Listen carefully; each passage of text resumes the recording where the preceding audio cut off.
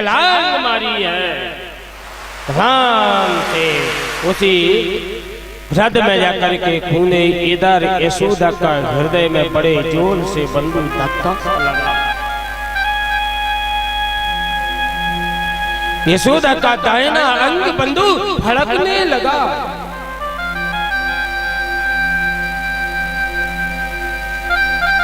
और चारों तरफ देखने लगी, कनुआ नजर नहीं आ रहा। सुबह से पता ना है कहां चला गया।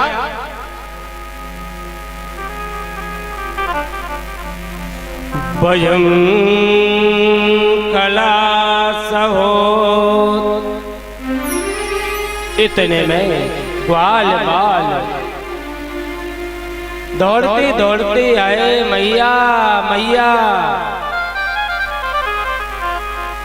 मैया ने कहा क्या बात है? तेरे लाला ने काली हृद में छलांग लगा दी है।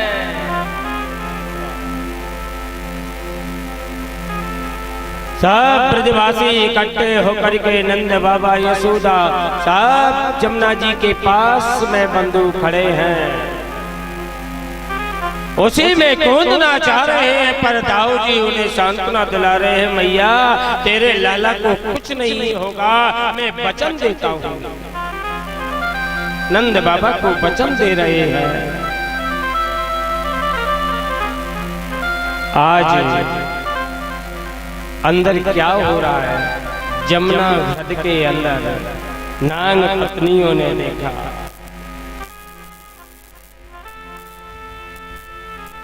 कालिंद्याम कालियस्यासी गृदा कष्टि विषाग्निना श्रव्यमाण पया यस्मिन् पत्नियों परिगा खगा। काली नांग की पत्नी ने लाला कन्हैया को देखा तो विचार करने लगी, कितनी सुंदर मूरत है, कितना सुंदर लाला है ये। अरे लाला तू गैल भूल गया कि रास्ता भटक गया, लौट जा, मेरे पतिदेव जाग जावेंगे। इत्यं तानांग पत्नीन भगवान समोभिष्टुतः। नांग पत्नियां समझा रही है, एक दूसरी चर्चा होने लगी बंधु। इतने में काली नांग जाग जाता है। जो ही काली नांग जागा तो भगवान की मूर्ति को देखा। लामंडता, सृष्टोवता, हास्यता कन्हैया के मुखारविंद झलक रहा। काली नाग ने कहा कि कितना सुंदर बालक है ये, मैं इस बालक को छोड़ दूंगा तो सब ब्रजवासी मुझ में स्नान करने के लिए आएंगे। अभी मुझसे भय खाते हैं, छोड़ना नहीं चाहिए। तुरंत ही गुस्से में आकर के बंधु काली नाग ने गोविंद का अलवेटा ले लिया, अलवेटा कर लिया, जकड़ लिया। गोविंद ने तुरंत ही खड़े अपना स्वरूप बढ़ाने लगे तो छोड़ करके दूर भागने लगा। अनेक पेतरा काटते काटते एक छलांग मारी तो फन पर खड़े हो गए। अधरोष्ट पर मुरली को रख कर के गोविंद ने महाराज ऐसा नृत्य किया है, तांडव नृत्य ऐसा किया। भगवान के पैर के प्रहार के कारण फन कहना है, फन है वो फट जाते हैं और रुद्र टपकने लगा। पूरे फन फटने लगे, रुद्र टपकने लगा है। नाग पत्नियों ने तुलसी की मंजरी से माला बना करके कहा कि प्रभु नीचे आ जाओ, माला डालना। नाग पत्नी भगवान समभीष्टुता। काली नाग को मूर्छा आने लगी बंधु। नाग पत्नियों ने विचार किया मेरे पतिदेव जाने वाले हैं। तुरंत नाग पत्नियों ने कहा प्रभु अब तो उतर आओ, हम तुम्हारे गले में माला डालना चाहते हैं। कन्हैया उतर आए। कन्हैया ने विचार किया ये अपने पति की जान बचाना चाह रहे हैं। आज काली नाग ने कहा प्रभु मैं समझ गया कि आप कौन हैं। काली, बाली और बलि भगवान मुखी खा गए थे, उत्तर नहीं मिला था इनके सामने। तीन जीव के सामने भगवान मुखी खा गए, उत्तर नहीं मिला बंधु। काली, बाली, बलि। काली ने कहा, काली नाग ने प्रभु ये बताइए नाग किसने बनाए हैं, नागों की उत्पत्ति किसने की है? कद्रू के गर्भ से नागों की उत्पत्ति किसने की है? महाभारत। कश्यप की पत्नी कद्रू, दूसरी पत्नी विनीता, बिनता से पक्षी हुए हैं गरुड़ और अरुण। कद्रू से नागों की उत्पत्ति हुई बंधु। किसने बनाया? भगवान ने कहा कि मैंने बनाया। नागों के अंदर इतना जहर क्यों भर दिया आपने? ये ओवर कर दिया। अरे उतना ही डालते जहर। प्रभु मुझे जो छेड़ेगा, वैसे तो मैं छेड़ता नहीं हूं किसी को, वो मुझे छेड़ता है तो मैं उसको काटता हूं, बल्कि मैं उसे देख करके ही भाग जाता हूं।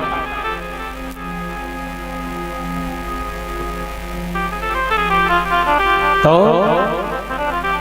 भगवान ने कहा अरे कालिए नाग, अपने नाग लोग को चले जाओ।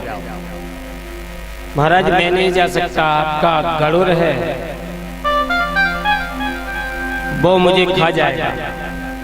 ये कुछ नहीं होगा, मेरे चरण चिन्ह छप गए कि नागालयम रमणकमं कस्मात् त्यज्य कालियः कृतं किं वा सुपर्णस्य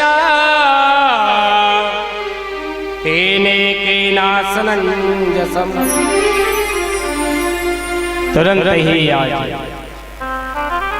फन पर खड़े होकर के गोविंद नृत्य करते हुए बाहर निकले हैं। आज यशोदा कहती है लाला रे जल्दी आ जाओ, तुझे ये नाग खा लेगा। आज कन्हैया कहते हैं मैया ये मेरा चेला है गया है, चेला। सबके देखते देखते कन्हैया के सामने, सब ब्रजवासियों के सामने कालिए नाग पत्नियों सहित और अपने लोग को चले गए हैं। ये लीला गोविंद ने की है। ग्रीष्म ऋतु का आगमन हुआ है। एक प्रलंबासुर नाम को दानव राक्षस से आया है, गोविंद ने उसका दमन किया है। अक्षमात बंधु और दावाग्नि में अग्नि लग जाती है जंगल में, गोविंद ने दावाग्नि का पान किया है। शरद ऋतु का समय आया है, कार्तिक का महीना है। सब प्रजांगनाएं एक अनुष्ठान कर रही हैं बंधु। एक मंत्र है, वो मंत्र का जाप करती हैं। कोई कुंवारी कन्या हो, कन्या के लिए वर नहीं मिल रहा, उसके पिता माता भाई सब परेशान हैं, लड़का को देखते हैं पर लड़का नजर नहीं आ रहा। लड़की की उम्र दिनों दिन बढ़ती जा रही है। ये मंत्र का जाप करेगी लड़की तो उसके अनुरूप उसके लिए वर जल्दी मिल जाता है। कोई लिखवाना चाहे मंत्र तो लिख देंगे, उसका विधान भी लिख देंगे कि कात्यायनी महामाये महायोगिंद्रधीश्वरी नंद गोपी सुतम देवी पतिम में कुरते नमः। लड़की के लिए वर नहीं मिल पाता, माता पिता बड़े परेशान हैं। वो लड़की इस मंत्र का 108 बार या 21 माला रोज नित्य प्रतिदिन करे तो उसके अनुरूप वर मिल जाता है, लड़का मिल जाता है। आज गोपांगनाएं इसी मंत्र का जाप कर रही हैं। कात्यायनी की मूर्ति बना करके आज गोविंद ने सुबह ब्रह्म मुहूर्त में उठ करके सब गोपियों के वस्त्रों को चुरा करके कदम की डारी पर ले गए हैं। सुबह प्रातः काल हुआ, सब गोपियां जल के अंदर है तो कहती हैं श्याम सुंदर ते दास्या कार्यवाम तपोदितम देय वासांसि धर्मज्ञ नोचित राज्ञा प्रभामहे। हे श्याम सुंदर, हम तुम्हारी दासी हैं, हमारे वस्त्र दे दो। तो गोविंद ने कहा दासी है तो एक एक करके वस्त्र ले जाओ। सब गोपियां आई हैं, अपने अपने वस्त्र लिए और कहा देखो जल के अंदर थूकना नहीं चाहिए, जल के अंदर मलमूत्र त्यागना नहीं चाहिए। नित्य कर्म पूजा प्रकाश में लिखा है, जल के अंदर नग्न होकर के स्नान नहीं करना चाहिए। क्यों? वो ब्रह्म हत्या प्रवेश कर जाती है। जल के अधिष्ठात्री देवता वरुण है, वरुण रुष्ट हो जाते हैं। इसलिए मल नहीं त्यागना चाहिए, कपड़ा नहीं निचोड़ना चाहिए। जैसे नदी में जाते हैं ना, उसी में कपड़ा निचोड़ते हैं। मल मूत्र आदि नहीं त्यागना चाहिए।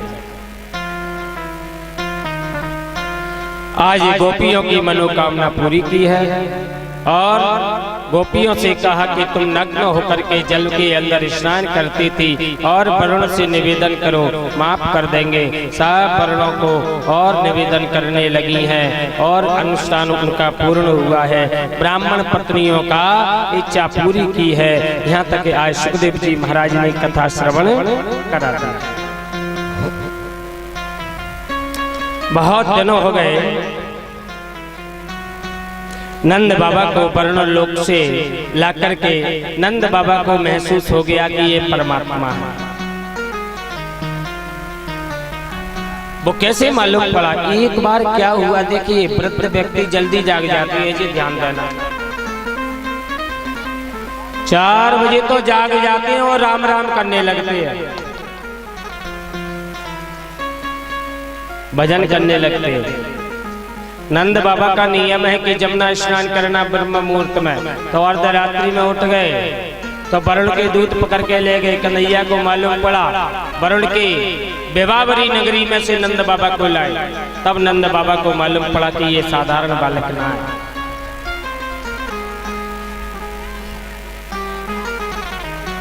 शरद पूर्णिमा का समय आया बंधु, भगवान ने तुरंत ही बंसी बजाई है और बंसी बजाई अधरोष्ट पर धारण करके बंसी बजाने लगे।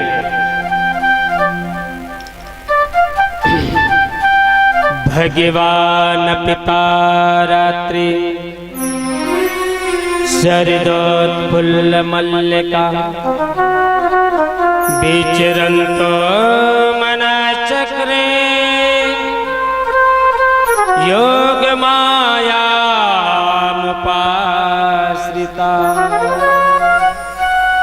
कन्हैया कन्हैया ने योग माया का आश्रय लेकर के अधरोष्ट पर बंसी को बजाया। सब मोहित हो गए बंधु, 3 व्यक्ति मोहित नहीं हुए। कन्हैया की बंसी को सुनकर के सब मोहित हो गए, पर 3 व्यक्ति नहीं मोहित हुए।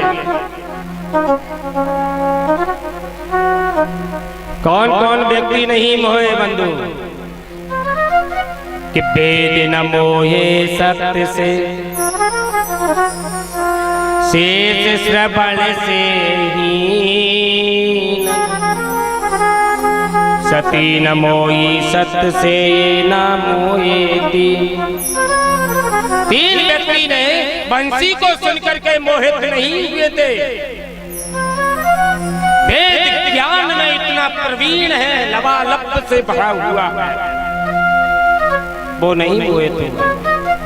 सांप के कान नहीं होते, कहते हैं कि सांप के कान होते हैं, सांप के कान नहीं होते। चक्षुश्रवः कानों से सुनते हैं, आंखों से सुनता है। शीत श्रवण से ही, सती न मोही सत्य से